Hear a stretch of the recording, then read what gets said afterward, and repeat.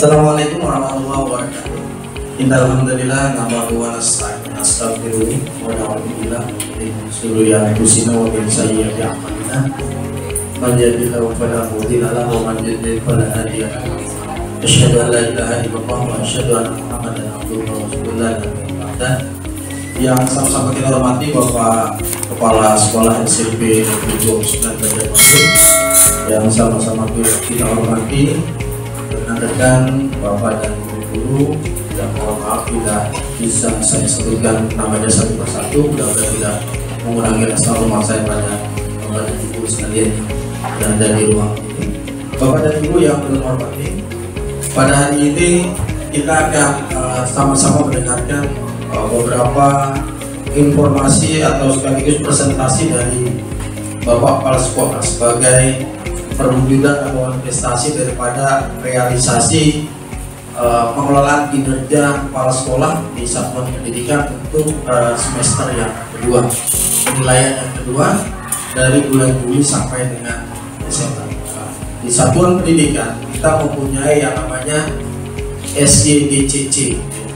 Tapi ini sekolah yang dicita-citakan. Ada 4 faktor itu ya. Yang pertama, pembelajaran yang berpusat pada siswa peserta didik. Yang kedua, gurunya harus rajin-rajin berefleksi terhadap pendidiknya. Yang ketiga, kepemimpinannya yang selalu membangun untuk kemajuan pembelajaran. Dan yang keempat, kondisi keamanan di sekolah dengan inklusivitas pendidikan dan sebagainya. Ada 4 faktor. Dan juga tadi ada CR yang sudah dikemukakan, dari mana harus sadar akan sumber belajarnya, kemudian ada identifikasi kebutuhan belajarnya, kemudian asumsi-asumsi kita yang belum benar dibenarkan, dan yang keempat adalah kita harus rajin selalu berefleksi. Kita harus selalu berefleksi dan serefleksi. Ya, itu aja kira-kira yang bisa saya sampaikan pada kesempatan ini. Mudah-mudahan presentasi visi misi ada Bapak Ruswanto pada hari ini bisa berjalan baik dan lancar, dan kita sama-sama menyimak dan memperhatikan apa yang ingin disampaikan. Demikian yang bisa saya sampaikan. Mudah-mudahan semua berjalan dengan baik. Saya ini Assalamualaikum warahmatullahi wabarakatuh. Baiklah, terima kasih Bapak Ibu. Hari ini ulun akan menyampaikan visi dan misi sekolah SMP Negeri 29 Banjarmasin yang terbaru. Nah, kemarin beberapa minggu yang lalu tim pengembang kita sudah merevisi ya, membuat visi dan misi sekolah yang baru.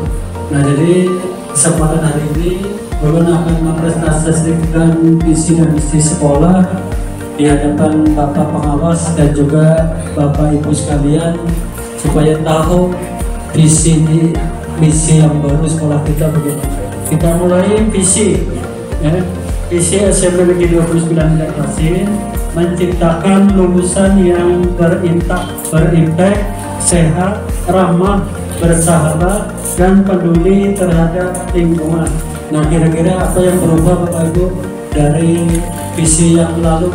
Kalau yang sama itu peduli terhadap lingkungan ya, karena kita sebagai sekolah di Wiata ya, jadi menciptakan lulusan yang berimpact, sehat, ramah, bersahabat, dan peduli terhadap lingkungan.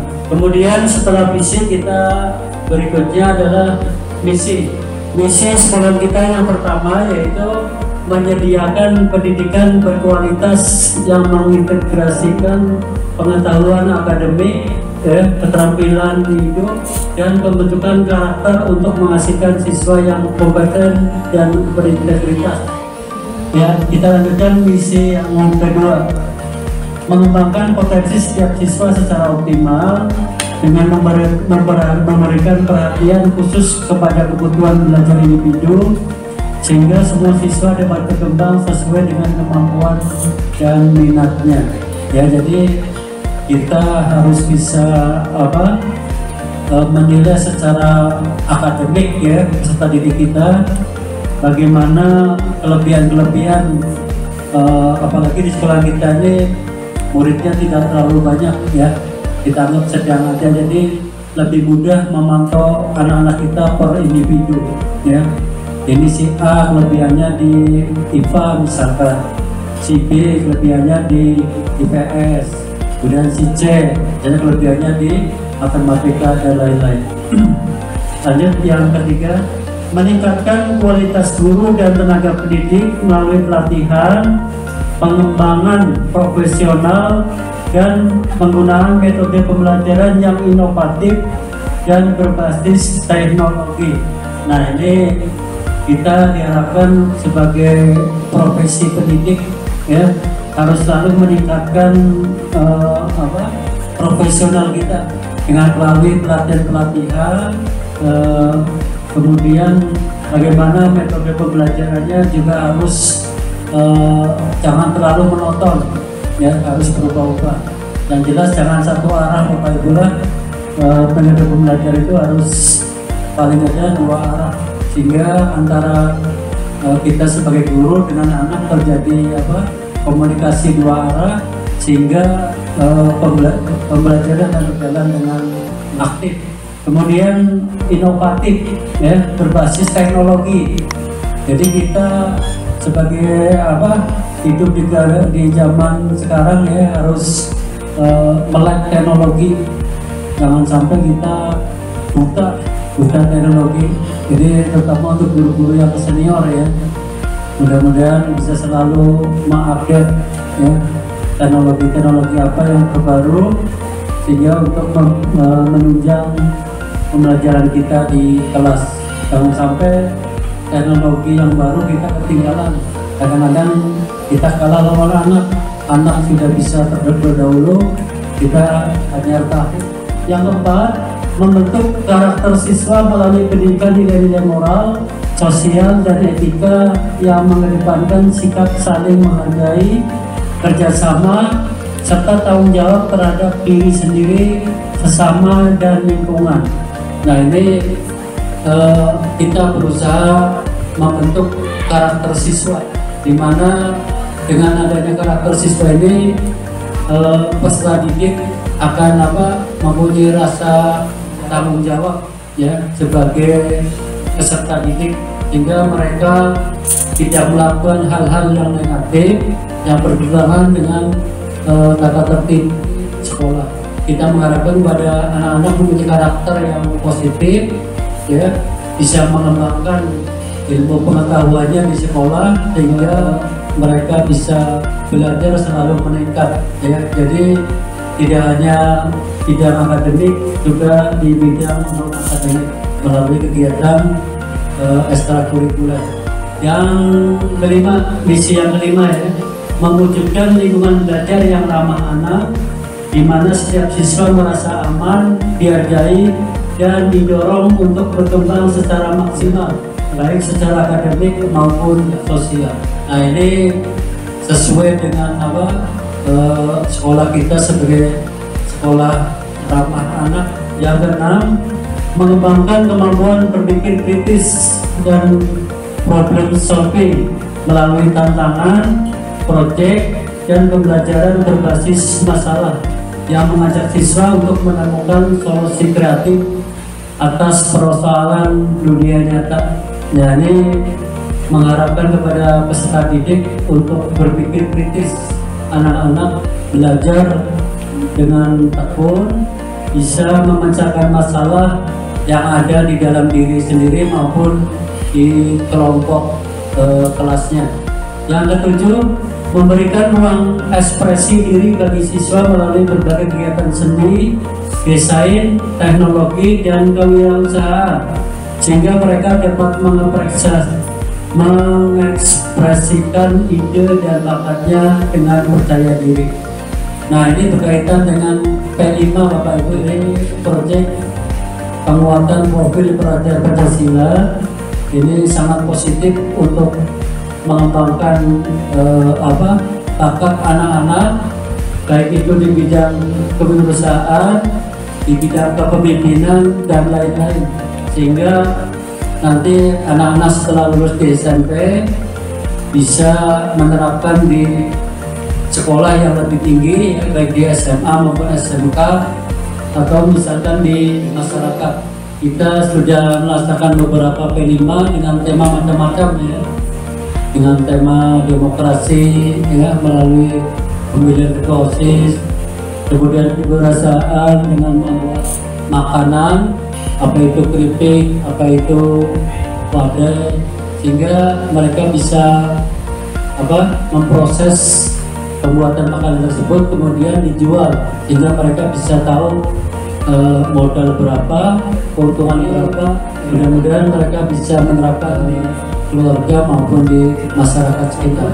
Kedelapan, mendorong kolaborasi dan tertim dalam setiap proses pembelajaran untuk mengajarkan siswa nilai-nilai kerjasama, ya, komunikasi dan saling menghargai dalam pencapaian tujuan bersama.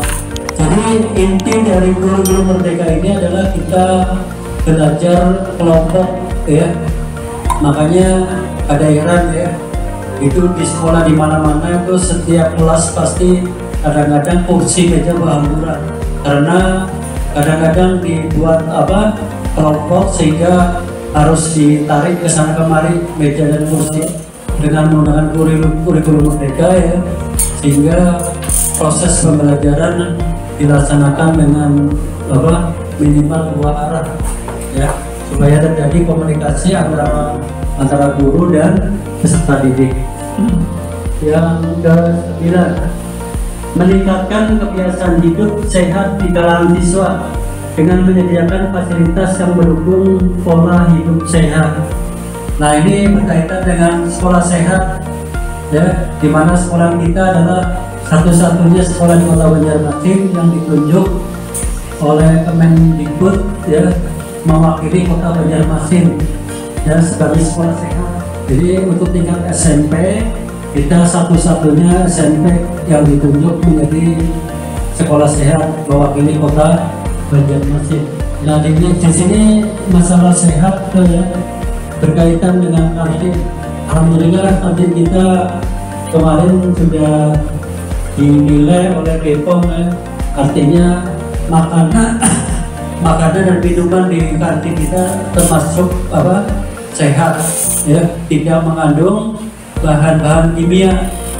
Kemudian untuk menunjang itu anak-anak juga disiapkan tempat cuci tangan, ya, di masing-masing kelas, sehingga mereka sebelum makan atau minum cuci tangan, ya, dan disiapkan sabun juga untuk cuci tangan.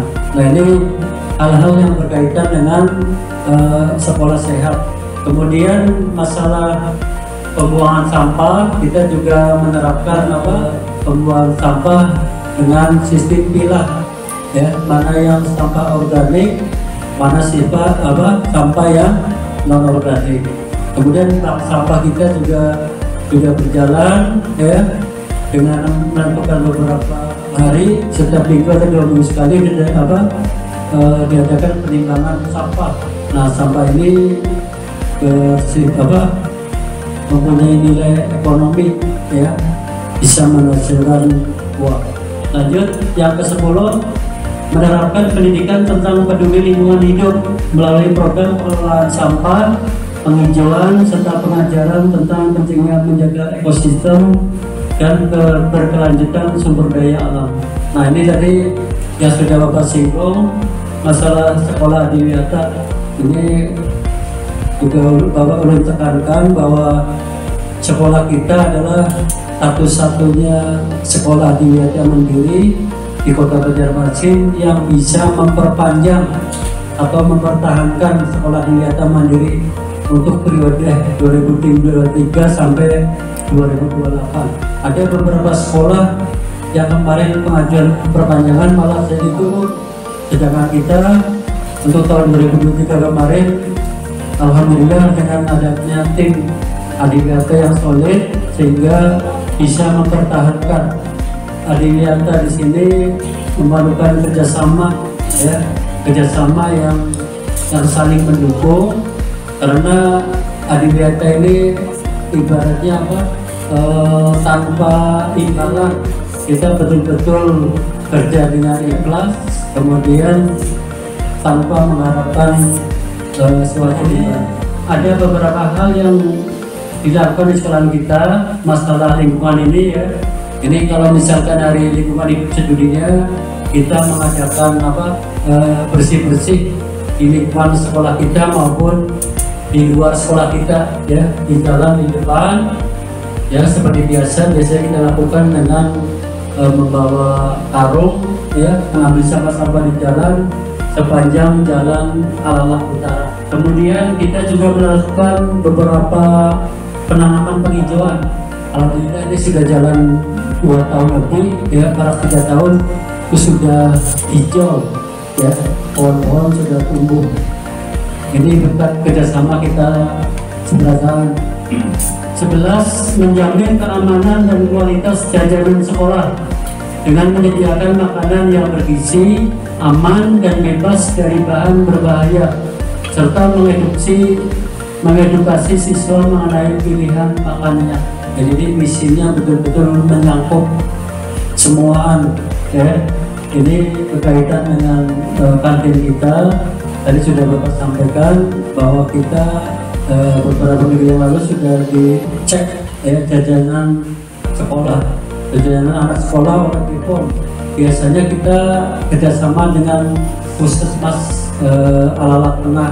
Mereka juga sering mengadakan pengujian, ya, makanan di sekolah, di kantin kita. Alhamdulillah selama ini tidak ditemukan bahan-bahan pengawet yang berkaitan dengan jajanan sekolah, karena kita melarang, ya, melarang untuk penggunaan plastik di kantin. Kemudian masalah makanan jajanan itu kita kerjasama dengan masyarakat lingkungan untuk menyiapkan jajanan yang sehat. Yang jelas yang pertama tidak menggunakan pemanis buatan, kemudian tidak menggunakan bahan pengawet dan lain-lain. Yang ke-12, melibatkan siswa dan orang tua dalam upaya menciptakan budaya sekolah sehat dengan mengedepankan kolaborasi antara sekolah, keluarga, dan masyarakat dalam mewujudkan lingkungan yang mendukung perkembangan holistik siswa. Nah, ini yang ke-12 yang kadang-kadang agak sulit, ya, karena kita kalau komunikasi dengan orang tua agak bisa, ya, agak mudah. Tapi kalau sudah melibatkan ke komite maupun masyarakat sekitar, ini agak susah karena kesibukan, ya, kesibukan masing-masing masyarakat, ya, masing-masing warga itu berbeda-beda, sehingga kita susah untuk menghubungi atau memanggil masyarakat kita berkaitan dengan sekolah sehat. Jadi kadang-kadang kita hanya komunikasi dengan orang tua melalui grup WA, hal-hal mana yang akan kita lakukan yang menunjang untuk kegiatan sekolah sehat di sekolahan kita. Ya, demikian yang perlu ulun sampaikan. Silakan Bapak Ibu kalau ada tanggapan. Ini visi dan misi ditentukan oleh tim pengembang kita. Kalau ada yang perlu diperbaiki, silakan. Kalau misalkan sudah cukup baik, kita buatkan SK nanti, ya, SK penyusunan visi dan misi sekolah. Ya, silakan. Bagaimana langkah awal untuk mewujudkan ke-12 misi ini? Nah, jadi kita step by step, ya, satu-satu bertahap. Ada kalau kita langsung kita kerjakan, meskipun dari 12 ini sebagian besar sudah kita laksanakan. Kedepannya setelah tahu kita misinya apa, kita bisa bekerja dengan berpatokan visi dan misi tersebut, sehingga pekerjaan yang kita lakukan akan terarah, ya, dengan adanya visi dan misi tersebut, dibandingkan dengan sekolah tanpa visi atau misi, ya, itu tentu tidak bisa berjalan dengan baik. Nah, jadi dengan adanya visi dan misi yang baru ini, mudah-mudahan kedepannya kita bisa sambil belajar, ya, sambil belajar kita laksanakan satu demi satu, sehingga sekolah kita akan bertambah meskipun sekolah kita adalah sekolah di pinggiran, jadi kita jangan putus asa. Pemaparan visi dan misi, mudah-mudahan apa yang disusun oleh tim Kembang masalah visi dan misi ini bisa Bapak Ibu terima dengan baik, sehingga bisa dijadikan patokan ya untuk melaksanakan kerja kita di sekolah ini.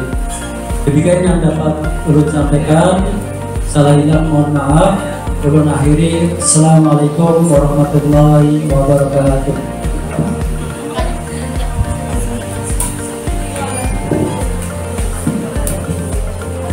Demikian tadi apa yang sudah disampaikan oleh Bapak Kepala Sekolah kita, Bapak Ruswanto SPD NPD. Kita beri aplaus dulu untuk beliau. Luar biasa Bapak dan Ibu, visi misinya, visi dan misi SMP Negeri 29 banyak. Ada 5 mimpi besar yang ada di SMP Negeri 29 Banjarmasin. Jadi diantaranya adalah mewujudkan lulusan yang iman, berlandaskan iman dan takwa, itu yang pertama.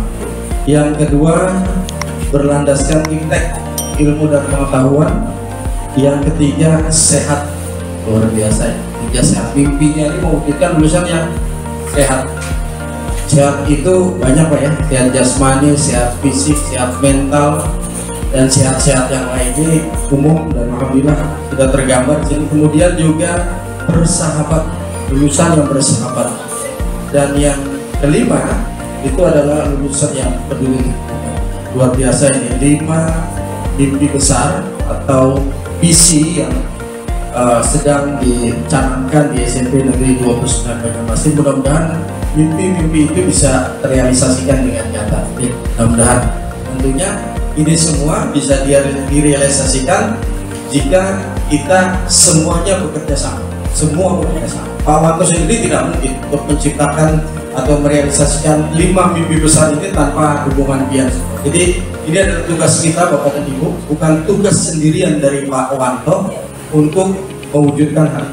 Saya berharap Bapak dan Ibu di sini juga bahu-membahu bekerja sama untuk mewujudkan hal ini. Kemudian Pak Wanto, kita perlu juga mengajak teman-teman, tentunya 5 mimpi bisa kita laksanakan 12 langkah tadi, misi tadi. Tentunya tidak lepas dari kerjasama kita, kerjasama seluruh stakeholder atau pian-pian atau ibu-ibu, bapak-bapak yang ada semua di sini untuk saling bahu-membahu, gotong royong untuk melaksanakan. Nah, itu kira-kira Bapak yang bisa saya refleksi sedikit.